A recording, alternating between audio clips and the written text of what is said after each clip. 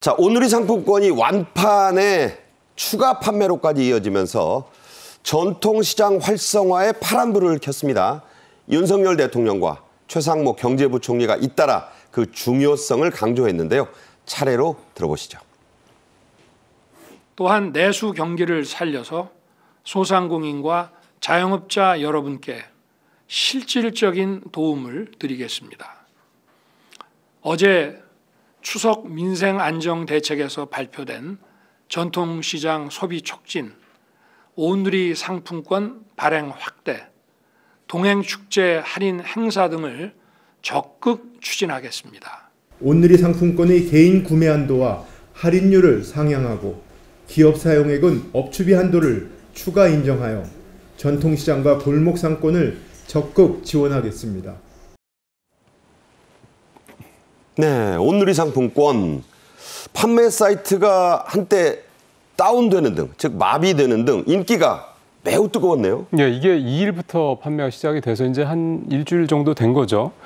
근데 지금 과거보다 확실히 다른 거는 그냥 오늘의 상품권이 있는 거는 사실 많이들 아시잖아요.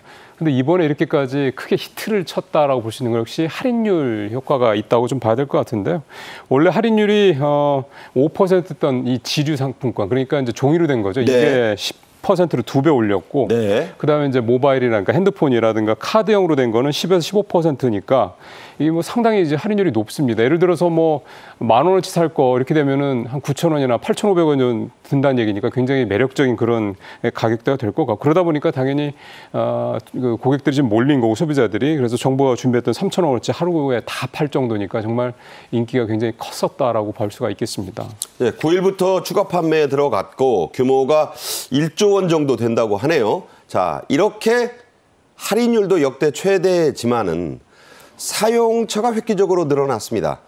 태권도 학원, 뭐 동물병원 포함이 됐습니다. 어떤 업종들인지 자세히 좀 설명해 주세요. 예, 이제 표가 아마 나올 텐데요. 이걸 보시면서 말씀을 들으시면 좀 더 이해하시기가 좋을 텐데, 이게 가격만 할인하는 게 아니라 그 돈보다는 오늘의 상품을 쓸 수 있는 곳들이 굉장히 많이 다양하게 드러났다라는 게 진짜 많네요. 큽니다. 좀 같이 한번 보시면요. 교육 서비스 쪽에, 그러니까 쉽게 말하면 웬만한 학원들 다 된다는 얘기가 되는 거고요. 그다음에 병원 관련 데들. 병원도 웬만하면 다 되네요. 예, 치과, 뭐 일반 클리닉, 그다음에 뭐 한의원까지 다 되고요. 자, 동물병원 있습니다. 그렇습니다. 저것도 크죠. 그다음에 변리사, 법무사, 뭐 노무사, 세무사, 회계사 이런 그런 전문 서비스 쪽도 다 되고요. 무슨 탐정 조사 서비스업도 되네요. 이제 골프장도 되고요. 골프장, 노래방, 코인 노래방. 저 10대, 20대 많이 가잖아요. 예. 그다음에 아마 우리 젊은 친구들 되게 점집도 가고, 좋아할 만한 편의점 이런 데도 다 되고, 심지어 전자담배 판매점까지 되니까, 그러니까 이게 이제 이번에 이렇게까지 히트를 쳤던 이유 중에 하나는 할인율도 있겠지만, 이렇게 이제 오늘의 상품권을 이번에 구입을 해서 쓸 수 있는 데가 굉장히 많이 늘어났다라는 게 이게 의미가 있지 않나 이런 생각이 좀 듭니다. 네. 그래서 이제 전통시장 상점가 육성특별법 시행령, 이게 이제 국무회의를 통과되면서 됐기 때문에 그렇게 된 건데, 이게 이제 방앗간 뭐 이런 데도 된다는 건데, 이렇게 업종 확대가 의미를 갖는 게 어떤 효과 때문인가요? 오늘의 상품권이라는 이게 사실은 있긴 있었는데 별로 그렇게 효과가 많지는 않았어요. 왜냐하면 쓸 수 있는 데가 앞서 말씀드린 제한되었기 때문에 그런데. 그러니까 안 된다는 데가 많았죠. 그렇죠. 근데 지금 이 정부가 이거를 이번에 이제 추석을 이제 대비해서 이렇게 적극적으로 펼치고 있는 이유 중에 하나는 뭐냐면, 이게 이제 내수 경기에 조금 뭔가 마중물이 될 수 있지 않은 기대감이 좀 담겨 있다라는 생각이 듭니다. 지금 사실은 우리가 수출로 근근히 좀 먹고 살고 있는 상황인데 내수가 너무 좀 부진하거든요. 그러니까 내수에 어떻게 보면 가장 상징적인 곳이라 할 수 있는 전통시장이라든가 뭐 이런 상가들, 이런 데 이제 가서 사람들이 쓸 수 있는 그런 여지를 만들려면 결국은 웬만한 데가 다 쓸 수 있게 좀 풀어놔야 되는 건데, 그동안에 좀 제한을 많이 했던 거였고, 이번에 할인율도 높게 쳐주고, 할인율은 사실 한시적인 거잖아요.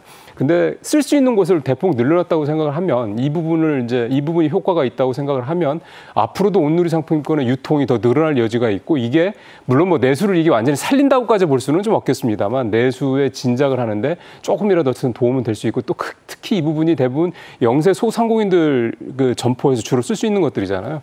그런 부분들도 좀 효과가 있지 않을까라는 기대를 좀 충분히 가질 수 있을 것 같습니다. 네. 자, 2차 추가 판매량 앞서도 말씀을 잠깐 드렸지만 무려 이번에는 이제 1조 원 규모입니다. 어마어마한 양이죠.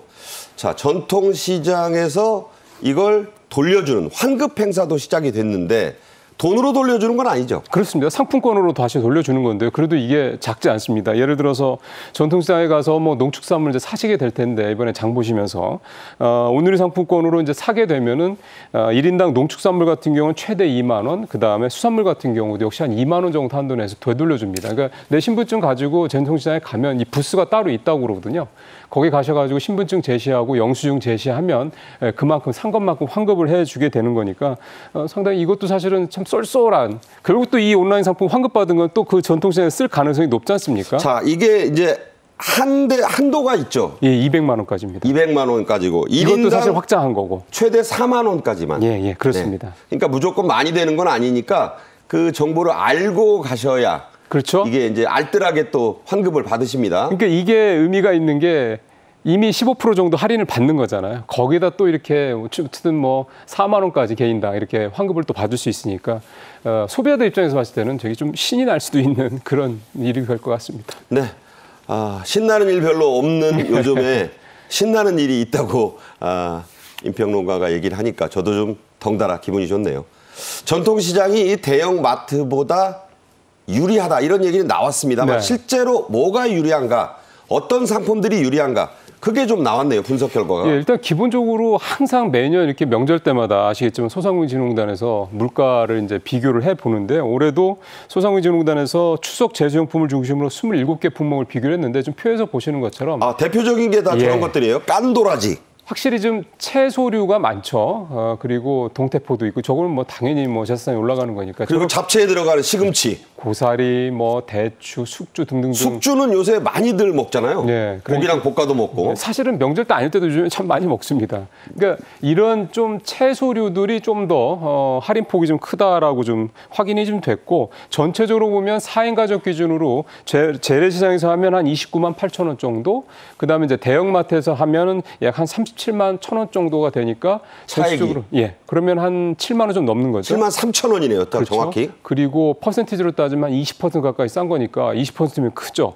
그러니까 여기에다 앞서 말씀드렸던 온누리 상품권 이게 하면 이제 할인폭이 더 커지는 거니까 굉장히 사실은 이번 추석 때 물건 사실 때, 제수용품 사실 때 한 20% 이상 그런 어떤 절약 효과가 있지 않을까 싶습니다. 주부분들은 굉장히 좋아하실 만한 내용인 것 같습니다. 네.